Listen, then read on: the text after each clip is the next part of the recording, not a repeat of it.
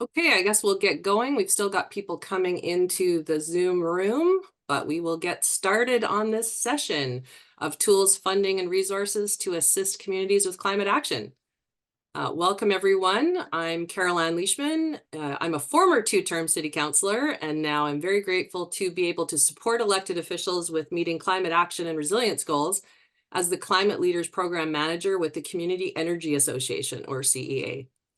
CEA is a member-based nonprofit that's been around for almost 30 years, assisting local governments in developing energy-efficient communities. Originally the creation of the province and the Union of BC Municipalities as an advisory committee, and later becoming a registered charitable nonprofit society, CEA has been working with local governments and Indigenous communities to help them reduce emissions, conserve energy, and progressively transition to a low-carbon resilient economy. I'm coming to you from the ancestral territory of the Tla'amin peoples in the region now called Qathet, which is a word from the Ayajutham language that was gifted to the regional district in 2017 by the elders of Tla'amin, which means working together. Recently on April 5th, Tla'amin Nation celebrated 8 years as a governing self-treaty, a modern treaty nation, self-governing, and has been working really hard to build up their community and have land returned to them. I'm very honored to reside in this territory and to learn from its original inhabitants how to be a better steward of the lands. The Community Energy Association's Indigenous commitment is one of the things I love about working for them. It's how seriously this organization is taking its commitment to truth and reconciliation. CEA is working hard to operationalize the Declaration of the Rights of Indigenous Peoples into all the work we do by committing to listen, learn, and seek meaningful relationships with Indigenous communities. And we invite CEA's members and project partners to join in with us, working to end systemic inequities faced by Indigenous communities. This session is also by the BC Municipal Climate Leadership Council. So I'm now going to introduce Rick Lochtenberg, who is a councillor for the City of Nelson and is chair of the BC Municipal Climate Leadership Council, who's going to say a few words about the BCMCLC. Rick? Hey everybody, it's really nice to be with you all today. I know most of you, many of you here, and so I won't spend a lot of time introducing myself.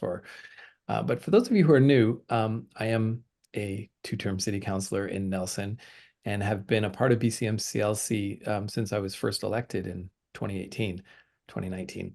And it's been a pretty powerful and I'd say like a not to be too squishy about it, but a really loving community. I enjoy so thoroughly the time I spend with all of you and these BCMCLC members.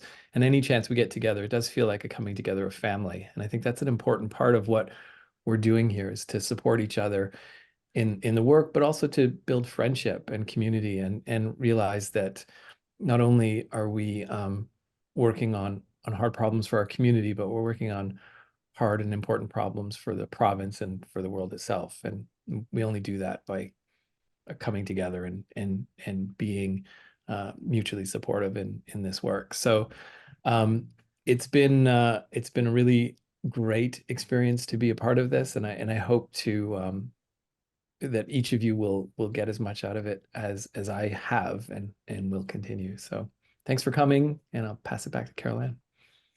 Thanks so much, Rick. As Rick was saying, these sessions are meant for connection and sharing resources, information, successes and challenges, and building opportunities for regional and cross-jurisdictional collaboration, and obviously the peer-to-peer engagement among elected officials. It's really great to get together and connect and share our stories. So with that, we're going to just move on to the community guidelines, which if you'll just have a quick look through the community guidelines, we just wouldn't mind if you just give a quick thumbs up on the screen or in the chat that you agree to the community guidelines, and that will just make sure that we have a really great session and everyone sort of agrees on why we're here and how we're gonna work together today. So just give a thumbs up or on the screen, or there's a reaction button there somewhere or in the chat would be great. Or you can type I agree in the chat too, is fine. So you can leave that screen there for a second, but I will just move on to talking about today's meeting. So today's meeting is tools, funding, and resources to assist communities with climate action. One of the biggest questions we all have is how are we going to fund and resource the transition that we need to a low carbon future? So today we have some updates and supports for how communities are going to be able to do that. We have updates from the province's Climate Action Secretariat. We have about the LGCAP fund, or the Local Government Climate Action Program Fund. We have updates from BC Hydro on new major capital investments and a call for power. And we have an amazing demonstration from one of our CEA people on the new BC Community Climate Action Dashboard tool. So that's really exciting, and there'll be lots of opportunities for Q&A and a dialogue at the end of the session.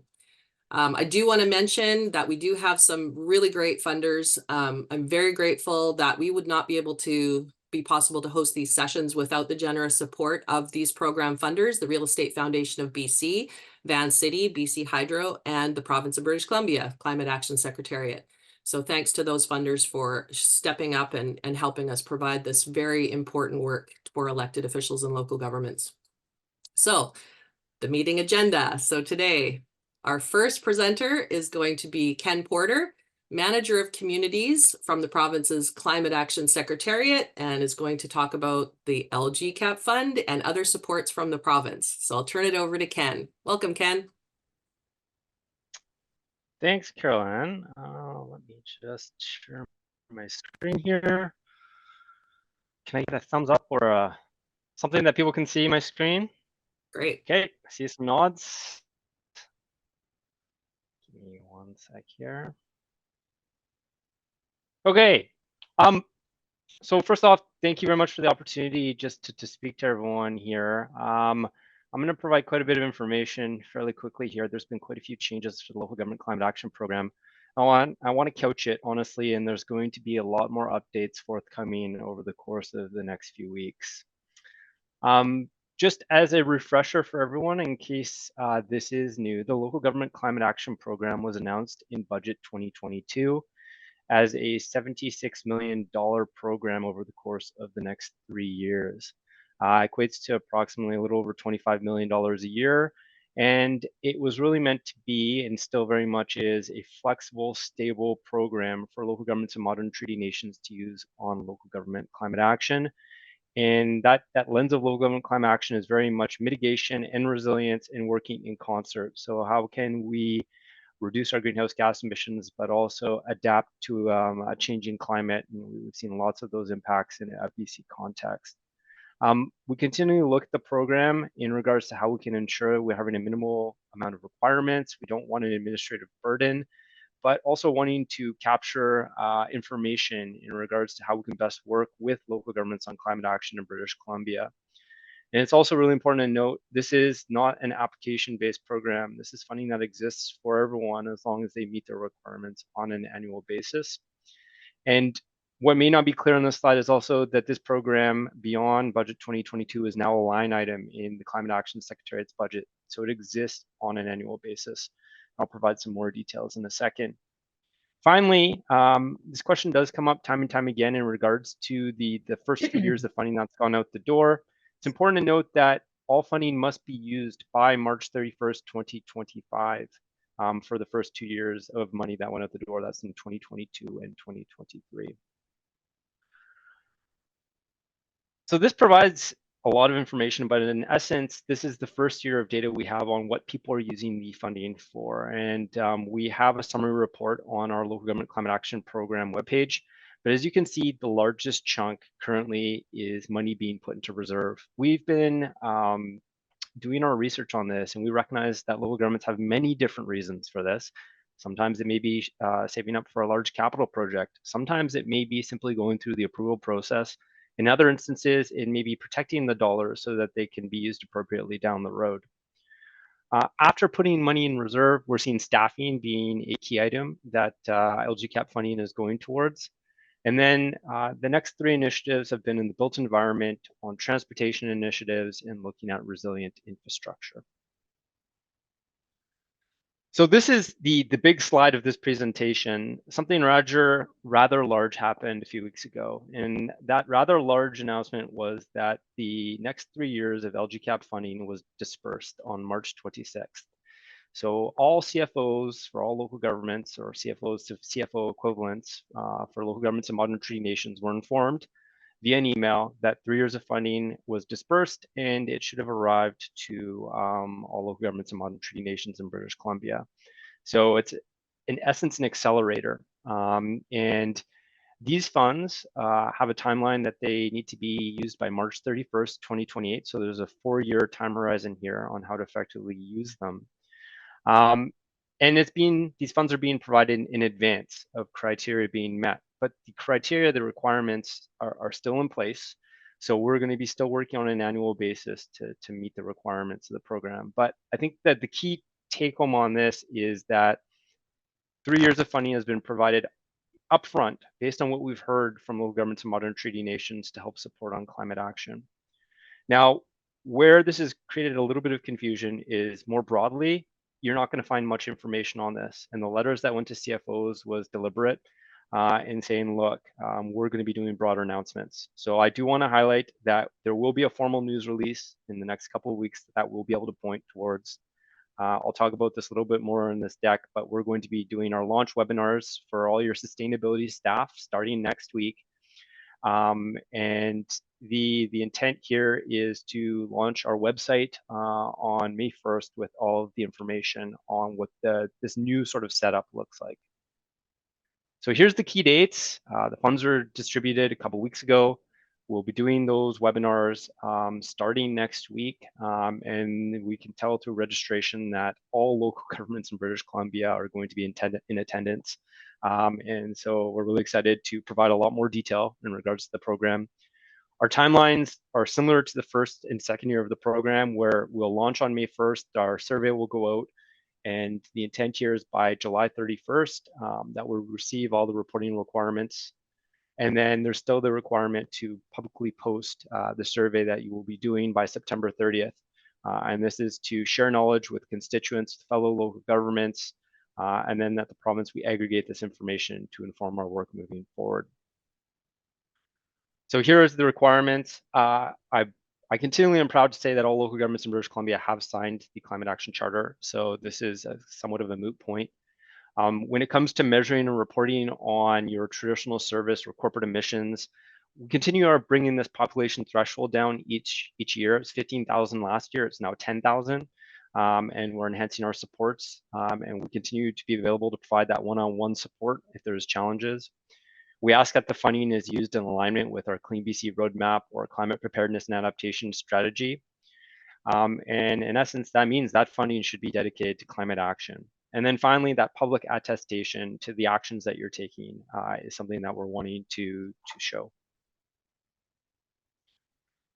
So just a few more additional items that we're working on in regards to supports, because we're hearing loud and clear through our engagement. It's great to provide the dollars, but we need to know how to more effectively use those dollars. So we're working on climate lens guidance on how to appropriately put climate lens, be it through mitigation or resilience on infrastructure decisions in your communities.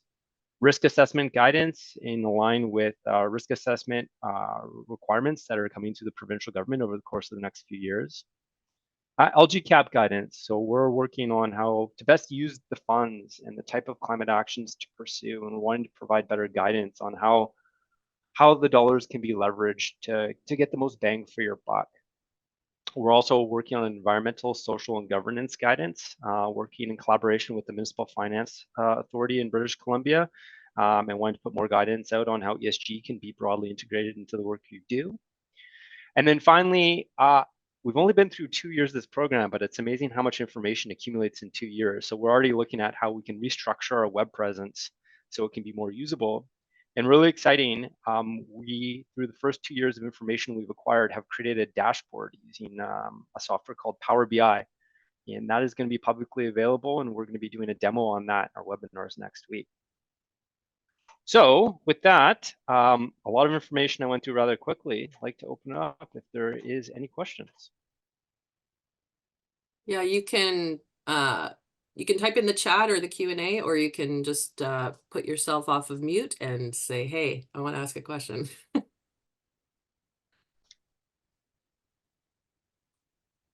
Any questions from the attendees? Oh, there we go. There's full screen. We will also have opportunity for more questions after all the presentations, but is there anybody with any questions for Ken at this time? Not seeing any hands. Oh, Rick. Well, Christine, you go first. I was just curious to hear what barriers you're hearing from local governments in terms of being able to make best use of these funds. Yeah, that's a great question, Christine. So, I mean, we're hearing lots of different barriers from different local governments. We have such a diverse province, be it big, small, geography, based on the challenges they've had on forest fires, on droughts, whatever it may be. But if I were to try and thematically put that into sort of a macro thing, it would be the need to work more collaboratively and avoid redundancy and confusion. So a real focus here is on how can we more appropriately leverage peer-to-peer networks and regional hubs to work in collaboration moving forward, as opposed to working in isolation. We're hearing resources are just continually more and more constrained. So we need to work together to effectively move forward.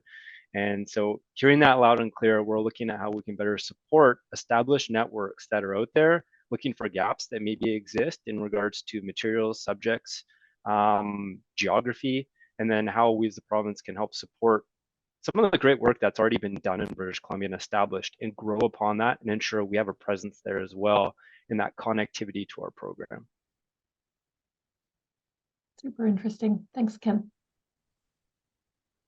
Rick, did you want to say something? Yeah, I mean, that was a great question, Christine, and it sort of touched on one of the challenges that I think we've been hearing a lot from, in particular, small communities that don't have the resources to take advantage of LGCAP funding, like they don't, whether the staff capacity or whatever. And I'm excited about Youth Climate Corps and what they're doing as offering sort of the goal is to offer a kind of a package to these communities where they could say, well, just bring us in at the very least, and we'll do a project for you and get you some momentum going.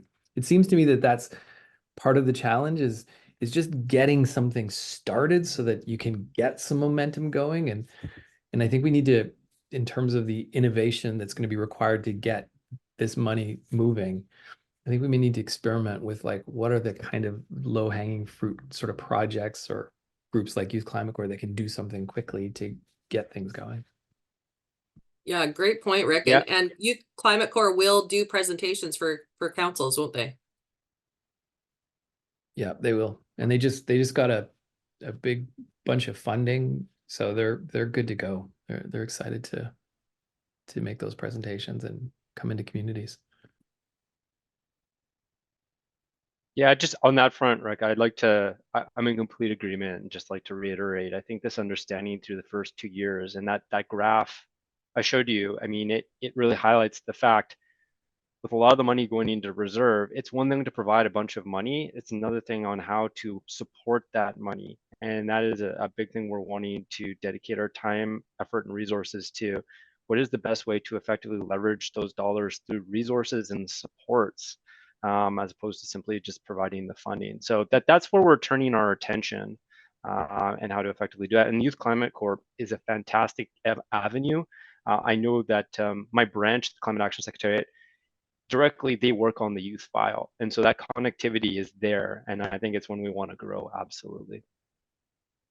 Awesome. Robin, you have your hand up. Wearing my other hat as a Youth Climate Corps board member. Thanks for the shout out there, Rick. But I also just wanted to speak to some of the work that both the Climate Action Secretariat and BC Hydro are also supporting to help local governments, especially smaller ones, with advancing policy. We've actually done a couple of what we're calling implementation cohorts, where we get CEA, myself, and a bunch of other facilitators who have done some of this work in larger communities, get a group of smaller communities together, and we actually take them through the process of doing all of the sort of feasibility work, preparing council reports, creating all of those sort of FAQs and things to accompany different policy initiatives to help those smaller communities actually get some of these bylaw changes, for instance, actually over the finish line. So we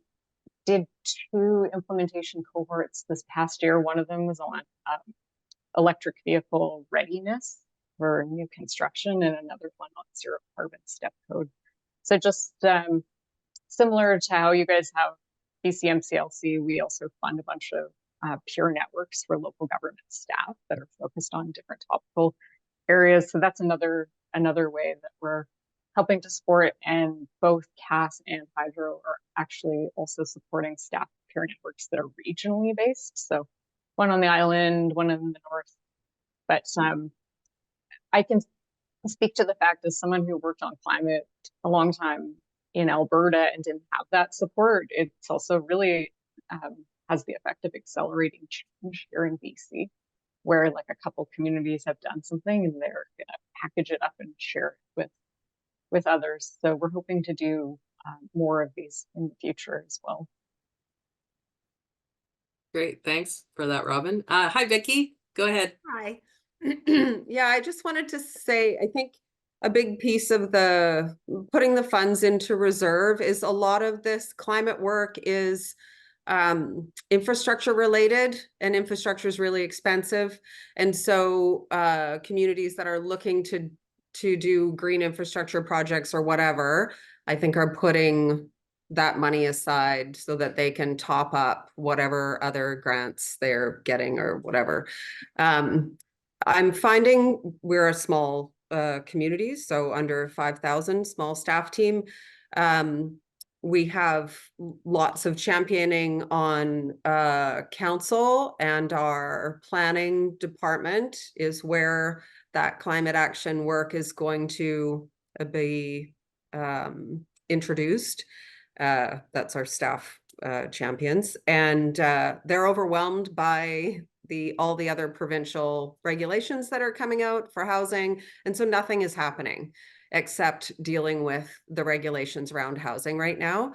And all of our climate action funding is going into staff capacity because we just can't manage all of the things that are being downloaded onto, and I know this comes up at every meeting we ever have, but so I'm sorry to be the broken record, but here we are again with, it's great to get, I think we got $171,000, but that's just all going to go to staff. And that can be frustrating. So thanks for the climate core youth, because I'm gonna try and get some action out of them. I think that's the thing, like maybe if we can just create partnerships. So I'm also partnering with UVic to do with the ACIT program, Accelerating Community Energy, blah, blah, blah, to look at geothermal for Cumberland. So I think we just have to be really creative. And I think our staff are sometimes don't even have the capacity to be that creative because it's just more things, right? It's more work. And yeah, so really, and I assume the meetings you were talking about next week are with staff from municipalities. Is that right, Ken? That's Awesome. correct. Yeah. Okay. That's great. Yeah. Thank Just, you. I think a few comments. We're hearing this loud and clear. Like people are so busy and they don't have capacity and they don't have resources, or we're even hearing they can't find people. Like it's getting really challenging to find qualified professionals.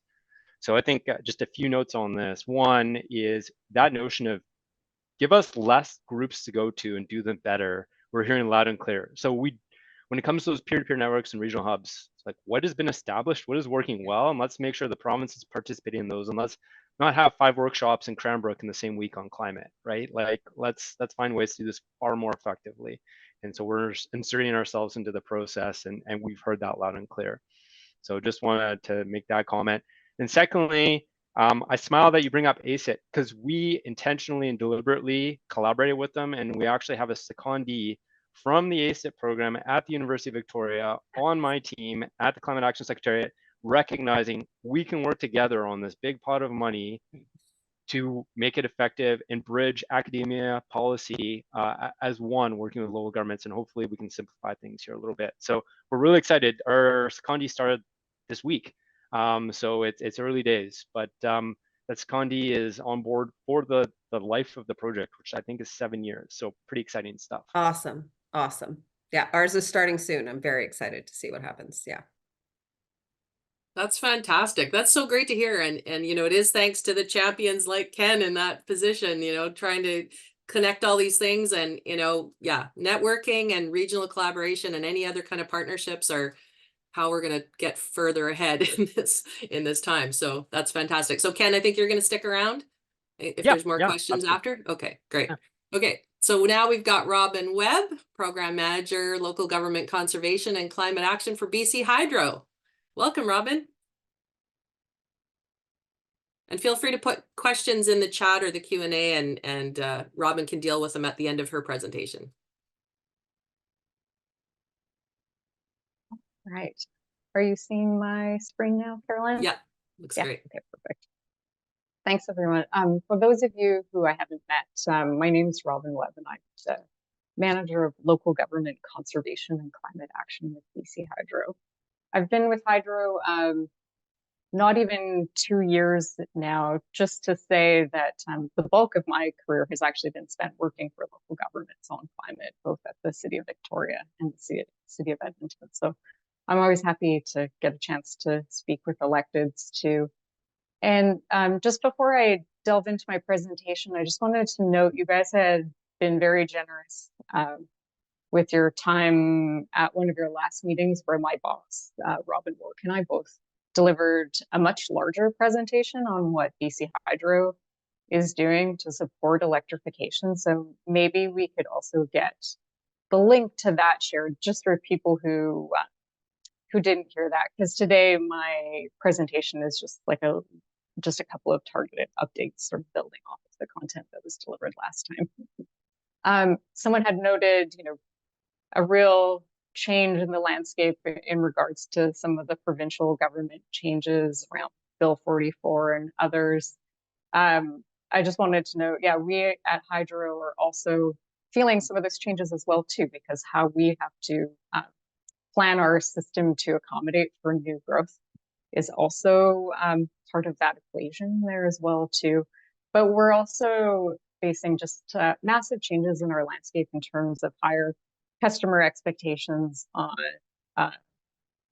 you know, being able to adopt EVs, heat pumps, and just growth across the province in general. So I guess what I'm saying is we empathize with you in those, in that changing landscape, but also at Hydro, we're looking at the way that we plan for the future a little bit differently. We have a couple of pilots with Victoria, Saanich, and the District of North Vancouver, where we're looking at how we actually work more closely with local governments to not only better incorporate some of the policy developments that you guys have been undertaking. Again, I guess one of the latest ones being adoption of zero carbon step code, but also how we can get our infrastructure built out in communities. Because again, I think prior to me joining Hydro, it was not very common that we received requests from councils to actually go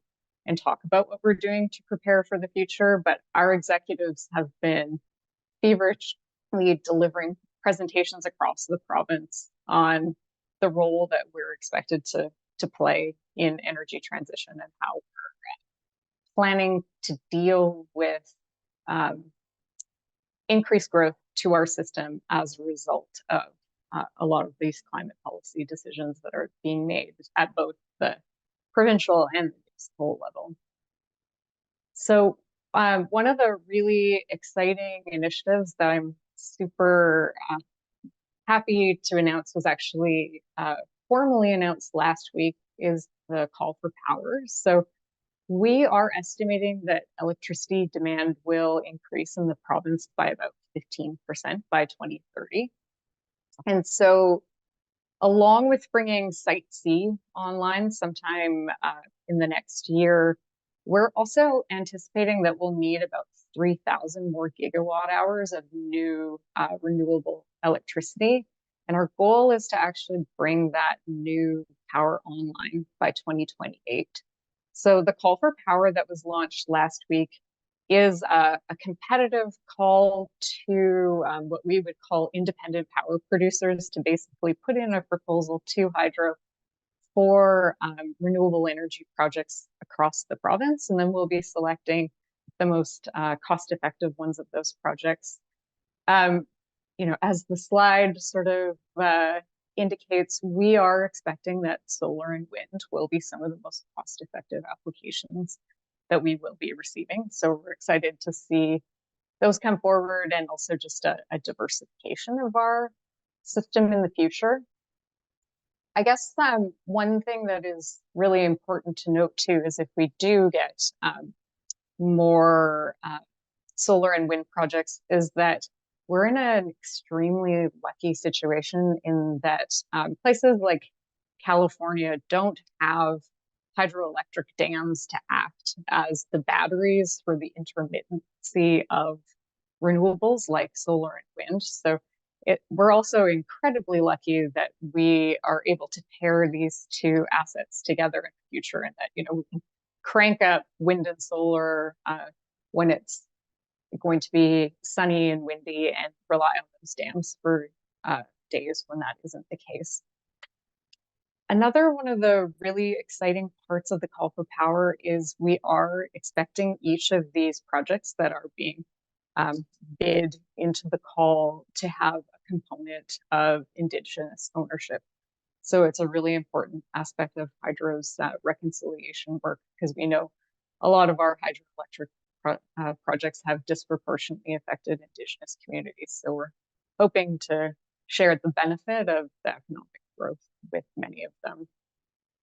So just to give you a bit of a sense of scale, that 3,000 gigawatt hours would be the equivalent of powering about 27,000 homes. And that would add about 5% to our current supply.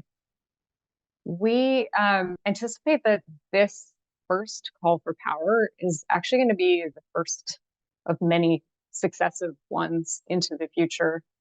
But I guess I also wanted to note another important part of this being that with the intention of bringing these new projects online as soon as 2028, you can see that the timelines to build renewable energy projects, even at that utility scale with solar and wind, are a lot shorter than they are for dam projects as well. So this is one of the things that I'm hoping will sort of reduce some of the anxieties people moving forward if they're thinking that the timeline for something like Site C would be the same timeline for bringing on, you know, a utility scale wind or solar project. And in the province, that's just not the case. And we've seen that Alberta is maybe our best indication, where they've brought on tons of wind and solar at that utility scale last number of years. So, but I guess just another thing also before I get on to the next slide is, prior to procuring new electricity, when we're doing our long-term resource planning, we are always looking at efficiency as sort of the first resource, or to reduce the need for new generation in the future. And so we're actually going to be investing even more in energy efficiency incentives and programs moving into the future too. And I think it'll be a really good opportunity to explore with various local governments how we partner with you guys to increase the uptake in some of those programs. We know there've been some really great concierge retrofit services that have been developed in the Capital Regional District and with CEA, Whistler and Squamish, for instance. So again, I think that there's going to be a municipal role in helping with that uptake of those energy efficiency projects. The other really big news that we have is we are now embarking on sort of the next step of our 10-year capital plan. And this new plan really is a massive increase in investment from what we've done in the past. It's actually 50% more than our previous 10-year capital plan was. So we realize generating the electricity is one piece, but actually getting it through the transmission and the distribution network into your communities where, you know, we're going to see those fully electrified buildings is the other huge piece here.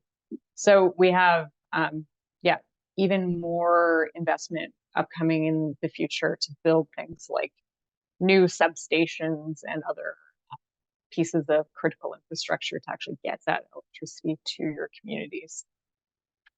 I apologize, I wasn't able to get an additional map of all of our planned investments across the province, but I guess that one important piece of this map of much of the Lower Mainland is this is actually where we are anticipating a lot of the investment, in particular in the distribution network, to be going, because these are areas of really high growth as well. In a lot of smaller communities, we're not as challenged with the distribution system capacity as we are in growing places. So you can see these are some of the places where we have, again, those big substation and planned projects into the future. But if anyone's interested, I'll see if I could try to get more regional views of some of this for different areas of the province. I guess just the last piece before signing off is just to say, again, our Power Smart programs have been in market for many years, and we've always tried to kind of meet customers, where they are with the initiatives that they want to take on in regards to energy efficiency and electrification. And into the future, we're looking to expand some of those programs even more. So our IRP, our Integrated Resource Plan, which is kind of like BC Hydro's OCP, to put it in municipal language, it is our long-term plan. We have included some initiatives, and one of them actually was just passed by the BCUC, excitingly enough, where we're introducing a new voluntary rate structure, which is called an optional residential time of use rate. We're thinking that that will be in market in June, and it'll allow different customers to choose if they wanted to opt into this rate, where they would be charged a lessened rate during off-peak times. So for instance, that would be like in the evening, overnight. So we're trying to shift, in particular, EV users into shifting their EVs overnight and not at some of our peak demand times, like around 5 p.m., for instance. The reason for that being, we always have to build the electrical system out to those peaks. So if we can keep the peaks at a certain level, it's going to be one of the most cost-effective ways that that hydro can, again, sort of manage our system. So that's where, and they'll, again, for EV users who opt into this rate, there'll also be rate savings for them. I think it's anticipated to be around $200 a year. So I'm pretty excited about that one. But even if you don't have an EV, if you wanted to use those high-consuming appliances like dishwashers or dryers and some of those off-peak times, there's still the potential for some savings there as well. We are also looking at creating incentives to support customer adoption of small solar and battery rooftop systems to help manage some capacity. I know that that one is going to be of a lot of interest to people, but unfortunately, I'm just able to foreshadow that little bit, and to sort of stay tuned on that one. Be sharing more information about that into the future. That is fantastic. Thanks for those updates. And I was going to ask, how will BC Hydro customers opt into that lower rate? It's a great question, Carolyn. I'm not entirely sure how it'll happen yet. I think each of us has like a mybchydro.com like account portal, so it'll probably be via that you would log in, and there'll be a question at some point in time about whether or not you want to do it. But I do know our communications and marketing teams are obviously creating campaigns and getting ready to actually explain to people what this means, because it is a little bit more complex and people have not had the opportunity to choose a rate before in the past too. So yeah, they're in the background right now. Everybody's feverishly thinking about that. So we can, in future meetings, I can just provide like quick updates or even like website links or things like that as they come available. Because we also realize like the people who are on this call, like you guys are also some of our important messengers of these sorts of programs and things like that too. So yeah, we'd love to keep you in the loop around it. Awesome. Great. Vicky? Hi, thanks. A couple of questions. So the call for power, what's the minimum production you're looking for? I believe it's 30 megawatts, but it might be 50. You know what? I actually have the website link to send to everyone Awesome. too that'll clarify that. But I should note, like, very large scale projects. Yeah, so not something that, so in the past, we've asked for longer lead up times so that a region could collaborate to get to that scale, but I think this is still beyond even that regional scale. And so I'm gonna ask something we've been hammering the province for a long time. We have to rebuild a dam. And so it makes sense for us to add hydro to that dam. But BC Hydro has stopped funding those small projects. I can't remember what they were called. And so they say now, we're not going to fund that. We only do these bigger projects now. And the only other option is to do an IPP with our local First Nation. So that's the road we're going down. And I'm happy to collaborate with them in whatever way, but it's going to be a small amount of power. And I guess I'm questioning the logic of I get the need for scale and hence Site C, which some of us were not super stoked about. But understanding that need, but also I feel like in terms of resiliency in the system, the smaller power sources and smaller regionally operated power sources are more resilient than these large systems. So is there anywhere in the BC Hydro OCP, because I can't remember what the proper term was, integrated our language, resource plan, that actually looks at building out some of that resiliency in smaller packages, I guess.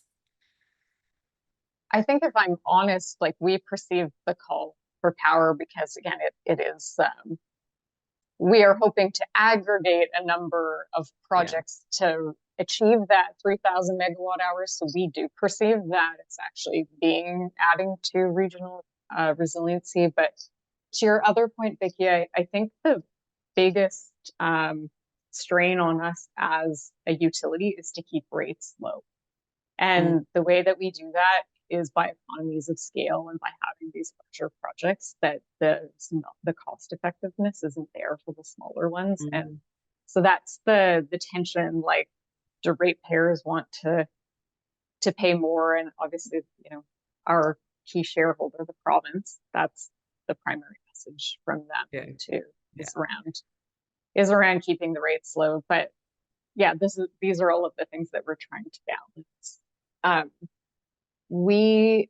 I'm also working on a project with a number of local government staff that is about the resiliency of our system, and we're going to be sharing more information about the average like frequency and duration of outages too, just to show like we have a really high reliability rating as a utility in North America, and starting to communicate a little bit about that, even though a lot of our power comes from places that are further away in the province. And obviously I say this with the caveat of rural and remote communities obviously have a different experience when you're at the end of the line, but generally as a whole, that's something we're looking to communicate more in the future. And again, it'll be broken down by municipality, what those ratings look like.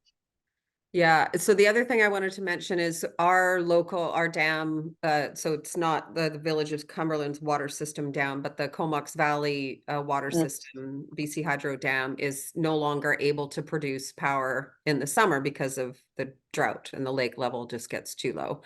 Sorry, not in the summer, in the fall. And so is that built in to BC Hydro's planning too, that as the droughts extend, that power is no longer being generated? And is there thinking around ways to mitigate that, or are we just going to leave those systems in place and they won't be producing power and we're adding power somewhere else? If that makes sense. Like we have a whole team of hydrologists and people constantly monitoring water levels. We also work with the Pacific Climate Impacts Consortium out of UVic to do sort of monitoring on the system. But from my perspective, that's why I'm excited about the call for power too. Again, I feel like more of that diversification in the system than relying exclusively on hydropower will also help add to that resiliency as well. But I guess the other piece of this is why we are part of an interconnected grid, like all the way down to the Baja in Mexico and with Alberta as well, so that we can purchase electricity from other jurisdictions in time of need.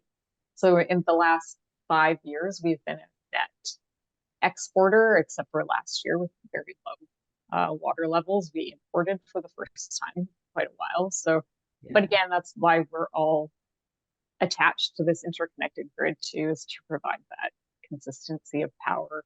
And I'll point out, I know you probably heard about the situation in Texas a couple of years ago and how they had terrible outages.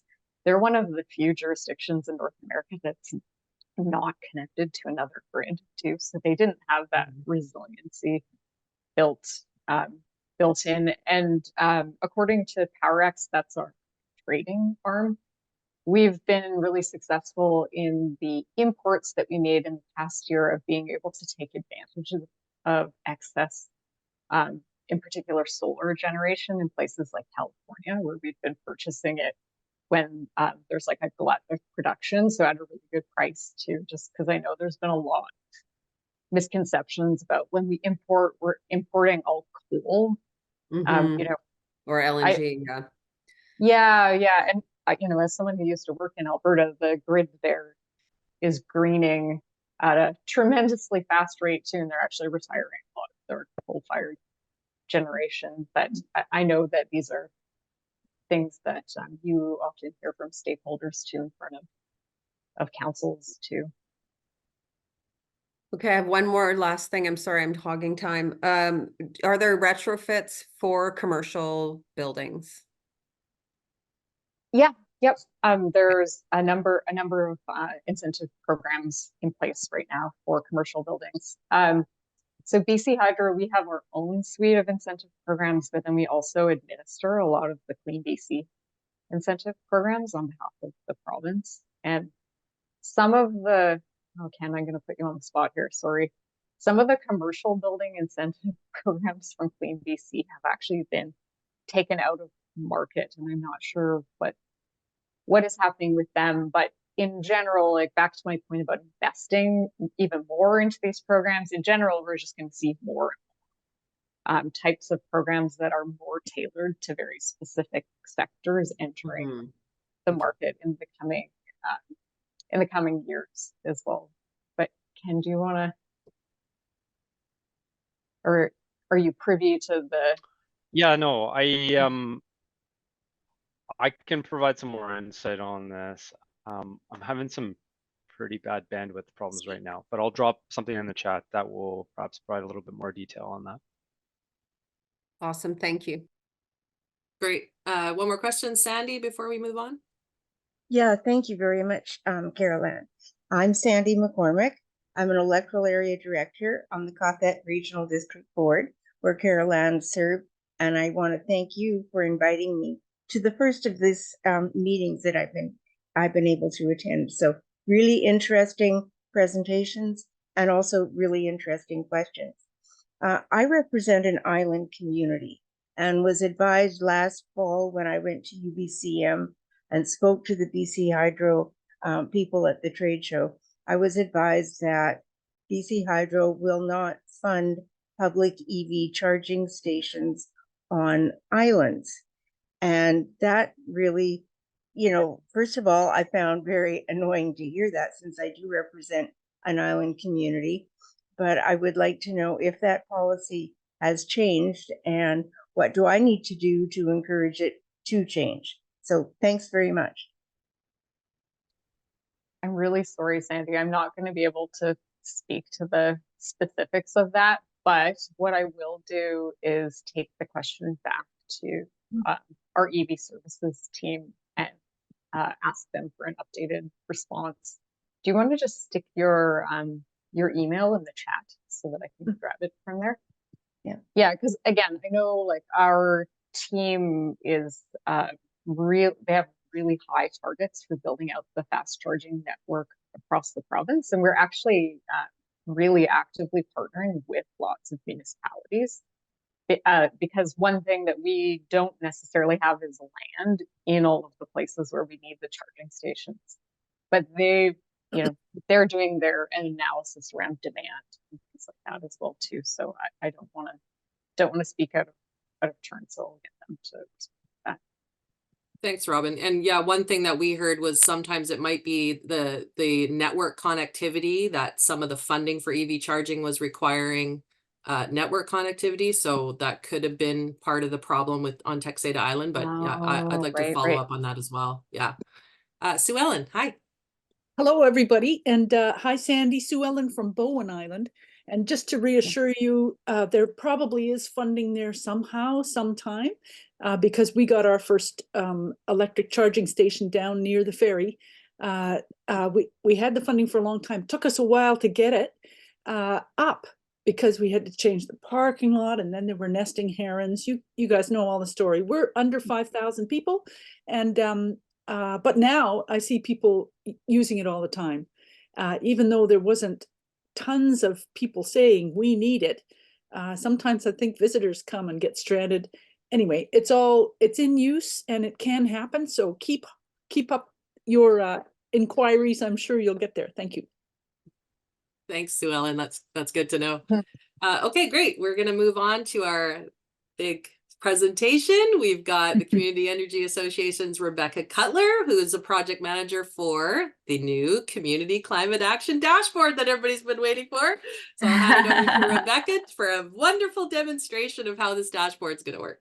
Oh man, thank you, Caroline, for that great introduction. Yeah, hi everyone. It's nice to meet and see all of you. So yes, I'm Rebecca from CEA. I'm joining you from the unceded territories of the Musqueam, Squamish, and Tsleil-Waututh Nations. And I'm here to talk to you about the BC Community Climate Action Dashboard, which is a web-based tool that CEA has developed to track climate action across the province. And some of you may be familiar with it and have seen earlier presentations. What's exciting for those who have been tracking the development of the dashboard for a while is that we recently, in the past couple of months, removed the password, and the dashboard is officially live and launched. So before I share a tour of the dashboard itself, I wanted to just give a little bit of an origin story and a background to what the dashboard is and why we created it. As Robin mentioned earlier, CEA convenes several different local government, mainly staff-focused peer networks for different regions around BC, as well as on specific topics like new buildings, retrofits, and electric vehicles.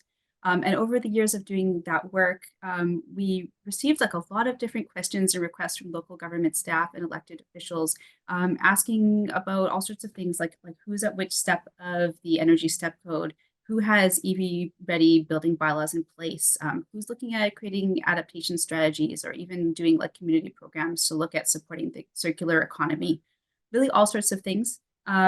And this kind of peer learning and collaboration along the lines of what Ken was mentioning earlier is this is exactly the kind of thing that we want to be facilitating as climate action ramps up.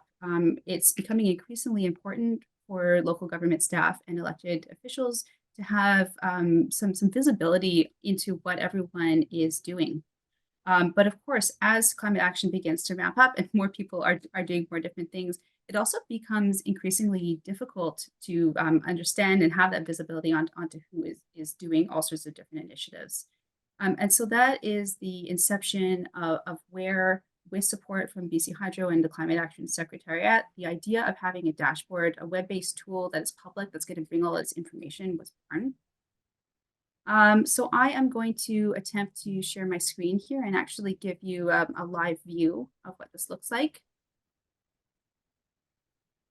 Could I get a thumbs up or something just to make sure? Is everyone able to see the dashboard? Yeah, it's looking good. Okay. If it's too small, sometimes the type can sometimes be too small for folks. Just maybe pipe up because I can zoom in, but it does distort the view a little bit. So just let me know if you need any of that. So yeah, let me take you through the dashboard. It may feel like a lot of information, but I do want to go through it in some detail because there's just a real treasure trove of stuff over here that I'm going to show you. So it is a web-based tool. I'll pop the link in the chat after we complete the tour. But just like any other web-based tool, it has a homepage, which is right here. I'll just mention a couple of things before we move on to the different parts of the dashboard. One is that in upholding the principles of truth and reconciliation, we'll be including Indigenous communities in the dashboard only with their free prior informed consent. And our intention is to meet with Indigenous communities and discuss how they would like their information to be shared. So just note that for now, as I walk you through the dashboard, you're only going to see the 189 local governments and regional districts across BC, as we will be doing slower and more mindful work with Indigenous communities over the coming months. I'm also going to note that all of the information on the dashboard is public information. So one thing that we don't track is like projects or ideas that are under consideration within a local government that haven't been passed by council. That will not show up on the dashboard. It is a public resource with public information only. And it is also to be considered as like a secondary data source. So if you're using any of this information, for example, to inform a report, we would encourage you to look at the original source, such as the local government's direct website, if you're citing information. And finally, I'll just make a note that the dashboard is designed to be a continual work in progress. And so it will be updated on a pretty much rolling basis, both by ourselves at CEA and also by local government staff who will be given the ability to have a password to update their own information over time. It's a living, breathing public data resource. So I'm going to move into the different parts of the dashboard and spend some time really going through all of the stuff that we have on here. At the top of the dashboard website, we have a number of tabs, and these are the different parts of the dashboard tool. The first one being our communities tab.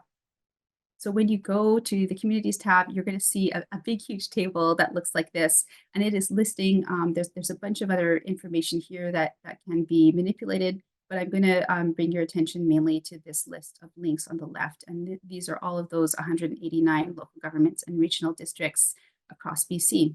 And when you click into one of these, you're going to see a community profile that will look just like this. I decided to pick on Nanaimo today, but everyone will have a very similar looking community profile that is pre-populated by us at CEA, but local government staff will have the ability to get a password to update their own information as well as needed. And I would like to spend a little bit of time going through all of the information that is on here because it really is a wealth of stuff. But our intention here has been to bring together a range of different pieces of information. Again, these are all from public sources, but centralizing them in one spot, as this is all information that is relevant to local government climate action and enables both you to have a centralized spot to take a look at that for your own local government, but perhaps even more interestingly, see what your neighbors are up to, see whether communities, for example, in your same climate zone or with a similar population have, for example, adopted zero carbon step code for their new buildings, to give just one example. So you'll have visibility to, in a friendly way, snoop on what your neighbors are doing and see what everyone is up to. So just giving a little walk through these community profiles. We start out with a bunch of pretty basic information: population, climate zone, local governments will be able to customize their images in the future and make it look all pretty if they wish to. And then moving down, the first box you'll see here is whether or not a local government has declared a climate emergency. And this kind of information it's kind of useful to have on here. For example, when communities are filling out their LGCAP forms, this is the kind of thing that is useful to have in an easy to grab spot. And in fact, in the near future, we will be developing a handy tool that is going to pull some pieces of information in from this climate, this profile, into a document that will be able to form the basis. It won't get you all the way there, but it will get things started for your next LGCAP form. We also have utilities data, who is providing the gas and electricity. This is one section here that is going to be updated very soon, just following up on what Robin was mentioning about power outages and the stability of electricity in each community. We will be updating this section here very soon with both clearer language and updated information for 2022 for BC Hydro. We also have transportation data from ICBC. And then I'm going to move down the chain a little bit, and thank you for bearing with me and all this rapid fire information, as there's just so much that I'd like to show you on this page. I'm going to skip over the LGCAP details for now. We'll circle back to this because I want to show you our emissions data. So one of the things that we have added for all communities across BC is a summary of emissions data that comes from the province's CEEI, the community energy and emissions information. For now, we are tracking data, greenhouse gas emissions data for buildings, transportation, and solid waste. Although I'll add, and this is one of the places where one of the many places where we would really love to hear some feedback from communities. If you drill into the original source data, which is publicly available through the province's website, there are many other types of emissions data that are available for things like wood fuel burning, propane, agricultural greenhouse gas emissions. For now, we have chosen to just summarize data for buildings, transportation, and waste, but we're really curious to hear, are there other types of greenhouse gas emissions that you would like to see us summarizing on these community profile pages?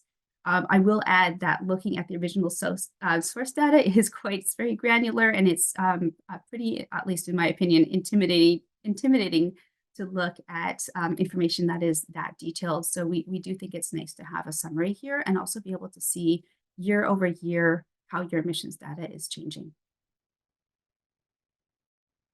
And as I move down, and thank you for continuing to bear with me, one of the really important things that we are tracking on the dashboard are building code regulations and other climate-facing regulations. It's been of key importance for the dashboard and for all of the work that we are doing throughout many of the peer networks to see where local governments are at with respect to building code adoption for new buildings, as this the heating of buildings, of course, can be a primary source of greenhouse gas emissions within communities. And so we have comprehensively tracked for all communities across BC, are you at base building code level for both Part 9 buildings such as houses and Part 3 buildings, larger residential and commercial buildings in your community, or has the community adopted higher steps of the energy step code or the zero carbon step code? And in this case, because we're looking at Nanaimo and they have adopted zero carbon step code, we have listed zero carbon step code here. And because there are different parts to those regulations and everyone adopts them in a different way, we have listed specifically the level of zero carbon step code that they have adopted for both Part 3 and Part 9 buildings, and when those come into effect and when they change from one level to another. So if you do have zero carbon step code in your community, you'll probably see it broken out into many different line items.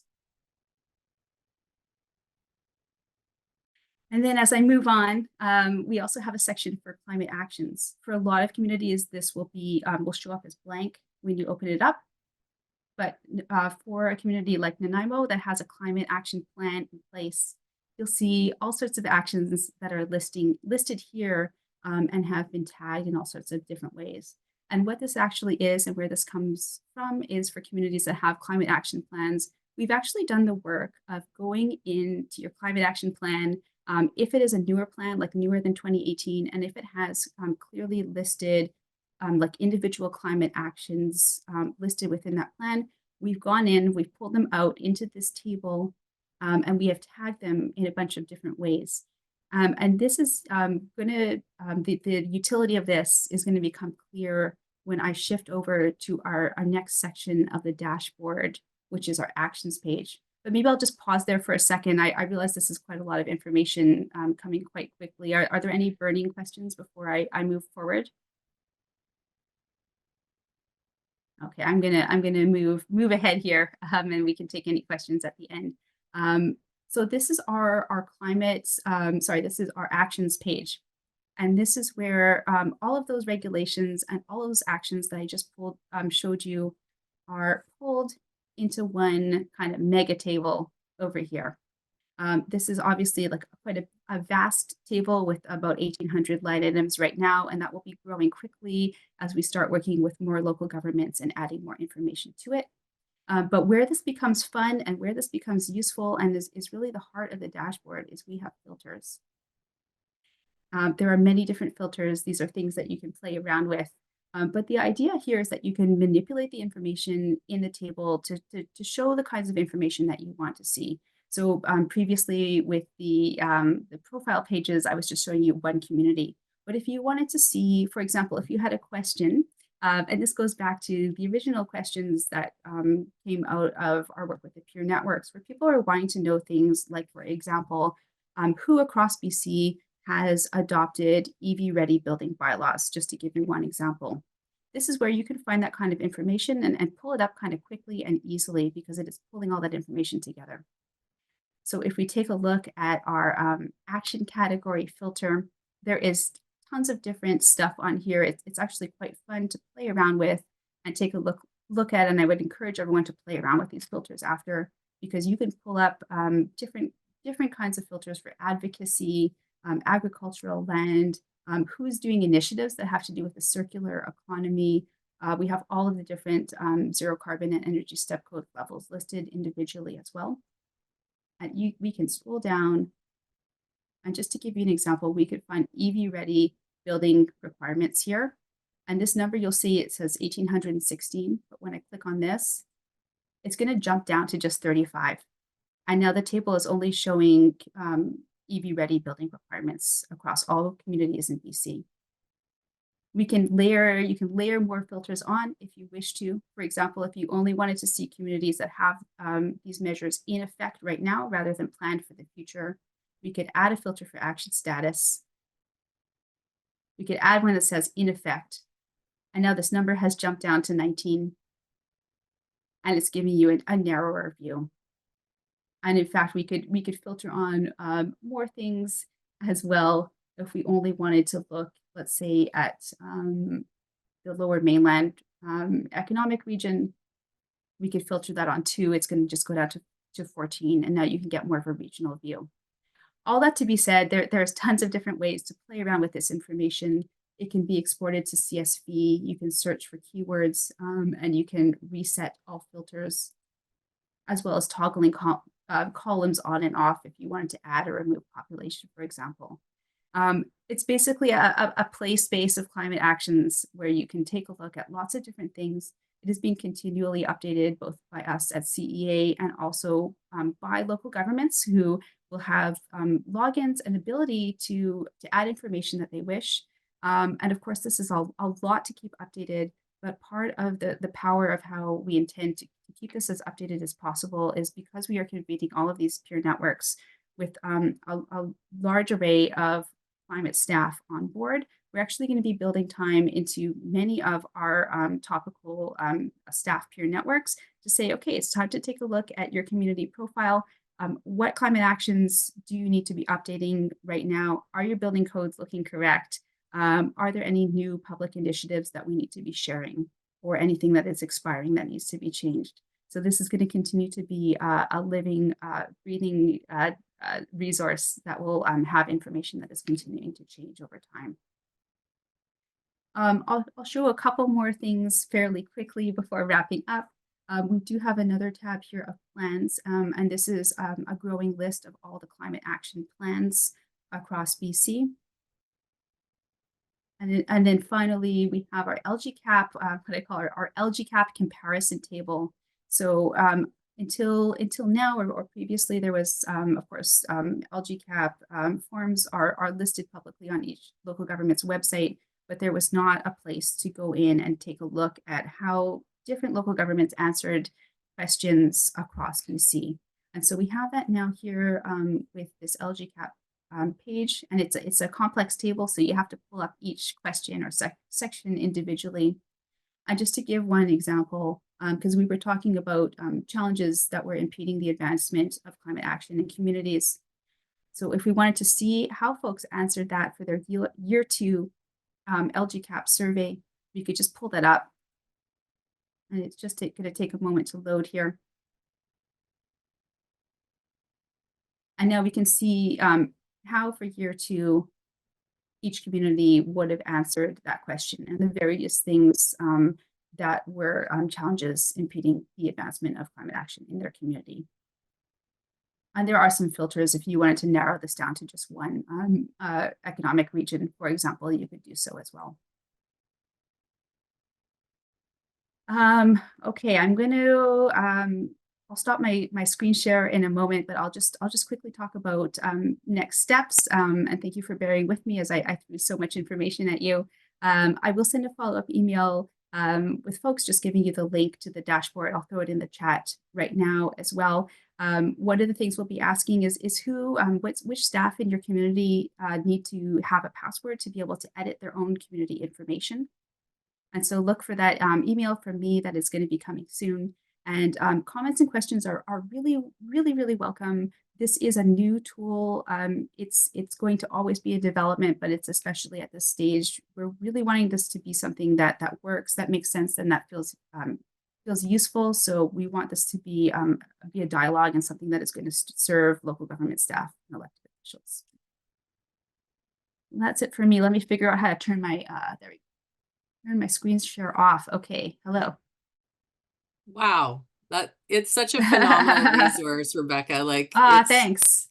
It's amazing. I've watched you a couple of times do the demonstration, and each time I learn even more because you have it so ingrained. So I think it's going to be so needed for local governments to be able to, and elected officials to go and look at if they're thinking of implementing something. Quick look, because we used to have to search through Google bylaws, press releases. Oh God. No, it's painful trying to, and it takes so much time and work, like to look up for all different local governments, and then like to pour through council reports, for example, is pretty painful. So this is trying to kind of cut through all that essentially.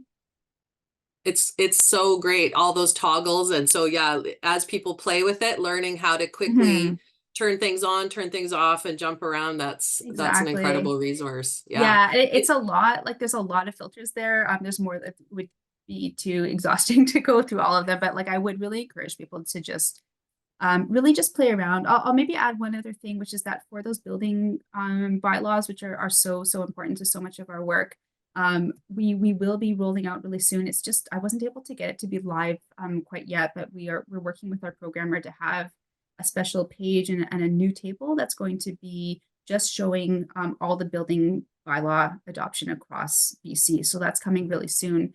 And we're going to have some highlights pages that will be more sectoral, like what are the trends that we're seeing for buildings, transportation, and other kind of key broad sectoral topics. That's great. Yeah, and like you say, as staff from local government start populating and updating it, it'll just become more and more a go-to dashboard for sure. That's great. Any questions? Oh, thanks for popping the link to the dashboard in the chat. And does anyone have any questions left on the call? Jack. Hi, Jack. Hello. Sorry. You may have said this. I think you did say this, and I just anyway, I'll ask it. What kind of agreement do you have from local governments to, like from our staff, to participate in keeping this live? Yeah, good question. We're working on kind of policy development now at this stage. So that's a question that is getting worked out as we talk with local governments more. It will, like the summary is that it will be a bit of a shared responsibility between CEA and the local governments, particularly leveraging our work with the peer networks, where we have kind of a unique visibility or a unique relationship with a lot of local government staff, because so many of them, like the majority of local governments across BC, are joining our peer networks. So we have some really specific points at which we'll be able to actually have a little bit of a captive audience to sit with us and make sure that they are updating and reviewing and even verifying their information. I hope that good. gives a clear enough answer to the question. No, it totally does. In a bit of just development. think maintaining that Yeah. early enthusiasm is always one of the hardest things with the dashboard is It is. keeping people engaged, and then Yeah. also hardwiring a lot of this so that Yeah. it doesn't require updates is also a great way. But well done. That's Yeah. very exciting. No, thanks. I appreciate that. Where possible, we will set up APIs, but there's not too many places where that's easy enough to set up, because we're really pulling from so many different resources, and we don't want to make this too complex for local government staff to set up. But really, like the thing I'm not going to be doing is like emailing all staff across BC and being like, it's time to update your dashboard. Like that would just be way too onerous. It's really the strategy is going to be to leverage the work that we're doing with the peer network, the staff focused peer networks, where we have so like just so much goodwill and regular quarterly meetings with local government staff, where we can actually ask them to take a look and answer specific questions of specific things that need to be updated. It still won't be easy, but that's the most efficient way. I wonder if the province can put a link on the new LGCAP website, sending people to the dashboard. Yeah, we can update our website. That's not an issue. Like I said, we're gonna have an updated website in May. So Rebecca, I could talk to you or someone at CA on what we could do with that. Awesome. That would be amazing. Sue Ellen. It sounds fantastic, and I'm looking forward to looking into it, filtering things across different ways, so it can help with the networking, right? Where I'm going, Yeah. I knew somebody did that. Who was Yeah. that? What did? And then I can figure it out enough to be able to germinate my thoughts a little more, rather than trying to look back through paper notes, right? So, and thank you very much. I'm just looking forward to looking at it, and I think this could be a real tool for folks who, well, even like me, I've been involved in this for a long time, but small community, the actions are dispersed among all kinds of municipal activities, right? And I'm going, gosh, I wonder what it says for Bowen. And just to help me keep it all locally in my mind too. So when I'm speaking to people, I have it at my fingertips. Yeah. Otherwise, even in my brain, it goes into silos, and this should help. Thank you. Awesome. Yeah, I hope it becomes a useful tool, and yeah, just helps to leverage like all of that work of that we've been talking about today, like getting together and talking about whether it's learning best practices from other communities, or figuring out ways to maybe solve problems that are facing more than one community. I'll also offer, like, we do have a get in touch button. I'm not quite sure what happened today. It's not showing. I have to talk to our programmer, but there's usually a get in touch button there, and I'll make a standing offer to you and everyone else that if you needed to know like the name of someone working in a local government and don't have a contact person, like that, we're also there to play a bit of a matchmaker and forge like real human introductions from one person to another. If you wanted to have a human connection with another local government, we can do that. Thank you. Awesome. Okay, any other questions or comments? We have a Mentimeter couple of questions that Carly, our trusty brains behind this operation.